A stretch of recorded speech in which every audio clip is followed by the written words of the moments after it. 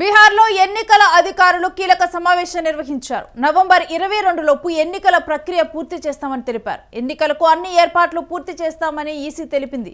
బీహార్ అసెంబ్లీతో పాటే జూబ్లీహిల్స్ ఉప ఎన్నికలు ఇక ఈ వారమే ఎన్నికల నోటిఫికేషన్ కూడా జారీ చేసే అవకాశం ఉంది. గెలుపు గుర్రాల కోసం పార్టీలు ఒకవైపు కసరత్తు ప్రారంభించాయి. ప్రజాభవన్లో మీనాక్షి నటరాజన్ సమీక్ష నిర్వహించారు. బీజేపీ కార్యాలయంలో కిషన్ రెడ్డి మీటింగ్ నిర్వహించారు. ఇక ఇప్పటికే అభ్యర్థిని బీఆర్ఎస్ ప్రకటించేసింది. సో బీహార్లో ఈసీ సమావేశం నిర్వహించింది. ఇక ఈసారి బీహార్ అసెంబ్లీతో పాటే జూబ్లీహిల్స్ ఉప ఎన్నికలు కూడా నిర్వహించే అవకాశం కనిపిస్తుంది. దీనికి సంబంధించిన డీటెయిల్స్ మా ప్రతినిధి కిరణ్ అందిస్తారు. కిరణ్, ఈసీ ఈ మీటింగ్ లో ఎటువంటి విషయాలను కూడా అధికారులు మాట్లాడటం జరిగింది? రేణుశ్రీ, ఈ బీహార్ రాష్ట్రంలో ఎన్నికల ప్రక్రియ నవంబర్ 22 లోపు పూర్తి చేస్తామని ఈసీ ప్రకటించింది. అందుకు తగ్గ వ్యవహారాలు కూడా చక్కబెడుతుంది. ఎందుకంటే ఆయా రాష్ట్రాల్లో ఎన్నికలకు సంబంధించి ప్రత్యేక అధికారులు నియమించారు. ఈవెన్ జూబ్లీహిల్స్ నియోజకవర్గంలో కూడా దాదాపు ముగ్గురిని ప్రత్యేకంగా ఎన్నికల అధికారులు నియమించడం జరిగింది. ఎన్నికల షెడ్యూల్ కూడా త్వరలో వెలువడుతుంది కాబట్టి అటు బీహార్ ఎన్నికల షెడ్యూల్ నేపథ్యంలోనే ఇటు జూబ్లీహిల్స్ ఎన్నికలకు కూడా నోటిఫికేషన్ వస్తుందని ప్రచారం నడుస్తుంది. అయితే ఇక్కడ ప్రధానంగా జూబ్లీహిల్స్ ఉప ఎన్నికల్లో బీఆర్ఎస్ ఇప్పటికే అభ్యర్థిని ప్రకటించింది. బీఆర్ఎస్ ప్రచార కార్యక్రమాలు నిర్వహించింది. అటు మాగంటి సునీతతో పాటు తన కుమార్తెలు కూడా ఎన్నికల ప్రచారం చేస్తున్నారు. అంతేకాకుండా ఈ ఎన్నికల బాధ్యతను బీఆర్ఎస్ యువనేత బీఆర్ఎస్ వర్కింగ్ ప్రెసిడెంట్ కేటీఆర్ భుజస్కంధాలపైన వేసుకొని ప్రచారం చేస్తున్నారు. ఆయా డివిజన్లలో మీటింగ్లు నిర్వహిస్తున్నారు. అంతేకాకుండా కొంతమంది నాయకులను ఇన్ఛార్జీలుగా వేయడం కూడా జరిగింది.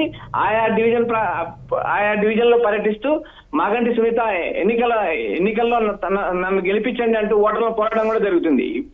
అయితే ఇక్కడ కాంగ్రెస్ పార్టీ నలుగురు పేర్లతో అధిష్టానానికి పంపించింది. ఆ జాబితా నేడో రేపో ఫైనల్ అయ్యే అవకాశాలు ఉన్నాయి. అయితే ఇక్కడ కాంగ్రెస్ పార్టీ నుంచి పోటీ పడే వారి ఆశావాహులు రోజు రోజుకు పెరుగుతున్నారు.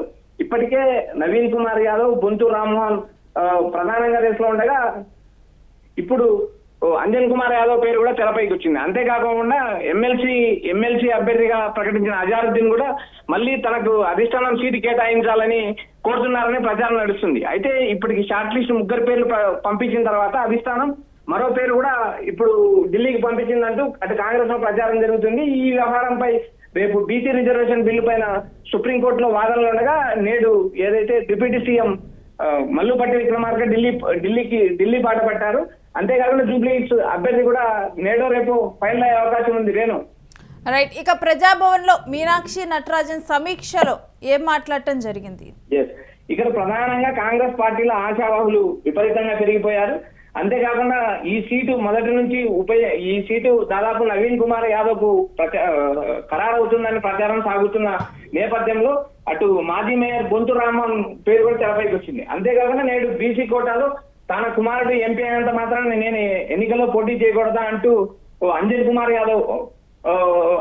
యాదవ్ వ్యాఖ్యలు చేశారు. అంతేకాకుండా ఆయన ఆ డివిజన్ లో జూబ్లీహిల్స్ నియోజకవర్గంలో పోస్టర్ల కలకలం కూడా రేపారు. అయితే ప్రధానంగా కాంగ్రెస్ అధిష్టానం ఏ నిర్ణయం తీసుకుంటుంది, ఈ జాబితాలో ఉన్న నలుగురు పేర్లు ఏదో ఒక పేరు ఫైనల్ చేస్తుందా లేదా అనేది మనం వేచి చూడాలి. అంతేకాకుండా బీజేపీ కూడా 3 మ్యాన్ కమిటీని నియమించింది. వారు ముగ్గురు పేర్లు ప్రతిపాదనకు పంపించారు. అంతేకాకుండా ఏదైతే సినీ నటి జయసుధ పేరు కూడా ప్రముఖంగా తెరపైకి వచ్చింది బీజేపీ నుండి. ఎందుకంటే సికింద్రాబాద్ పార్లమెంట్ సెగ్మెంట్ లో జూబ్లీహిల్స్ కూడా ఉంది కాబట్టి జూబ్లీహిల్స్ లో జయసుధ పోటీ చేస్తే ఎలా ఉంటుందని బీజేపీ అధిష్టానం ఆలోచన చేస్తుంది. అంతేకాకుండా బీజేపీ అధ్యక్షుడు రామచంద్రరావు స్వయంగా వెళ్లి జయసుధను కలవడం కూడా జరిగింది. అయితే ఇక్కడ ప్రధానంగా జయసుధ, లంకల దీపక్ రెడ్డి, కీర్తిరెడ్డి ఈ 3 పేర్లు బీజేపీ నుంచి ప్రచారం నడుస్తున్నాయి. అయితే లంకల దీపక్ రెడ్డి పేరు ఖరారవుతుందని బీజేపీ అధిష్టానం నుంచి సమాచారం అందుతుందని బీజేపీ శ్రేణులు వ్యాఖ్యానిస్తున్నాయి. Renu, right. Thanks for the details Kiran. So Bihar ఎన్నికల కోసం కూడా అధికారులు కీలక సమావేశం నిర్వహించారు. ఇక నవంబర్ 22 లోపు కూడా ఎన్నికల ప్రక్రియ పూర్తి చేసేందుకు కసరత్తును ప్రారంభించారు. దీనికి సంబంధించి అన్ని ఏర్పాట్లు కూడా పూర్తి చేసినట్లుగా ఈసీ ఈ సమావేశంలో మాట్లాడటం జరిగింది. ఇక బీహార్ అసెంబ్లీతో పాటే జూబ్లీహిల్స్ ఉప ఎన్నికలు కూడా జరగనున్నాయి. ఈ వారమే ఎన్నికల నోటిఫికేషన్ కూడా జారీ చేసే అవకాశం ఉంది. ఇక ఇప్పటికే కూడా మనం చూస్తే ఈ ఉప ఎన్నికలు కూడా చాలా కీలకంగా మారాయి, చాలా ప్రతిష్టాత్మకంగా మారాయి. దీంట్లో ఎలా అయినా కానీ కాంగ్రెస్ బీఆర్ఎస్ ఈ రెండు పార్టీలు కూడా వాళ్ళ అభ్యర్థులను గెలిపించుకునేందుకు గెలుపు గుర్రాల కోసమైతే కసరత్తులు ప్రారంభించాయి. ఇప్పటికే బీఆర్ఎస్ వాళ్ళ తరపున అభ్యర్థిని దాదాపుగా కూడా ఖరారు చేశారు. ఇక కాంగ్రెస్లో ఆశావహులు పెరిగిపోతున్నారు. కాంగ్రెస్లో సమీకరణాలు ఎవరి సమీకరణాలు వాళ్ళు వేస్తున్నారు. ఇక ప్రజాభవన్లో మీనాక్షి నటరాజన్ సమీక్ష నిర్వహించారు. ఇటు బీజేపీ కార్యాలయంలో కిషన్ రెడ్డి మీటింగ్ నిర్వహించారు. ఇక బీఆర్ఎస్ అభ్యర్థి ఇప్పటికే కూడా ఏదైతే మాగంటి గోపీనాథ్ చనిపోవడంతో కూడా ఈ ఉప ఎన్నిక అనివార్యమైందో తన భార్యనే ఈ స్థానంలో కూడా నిల్చోబెట్టడం జరిగింది.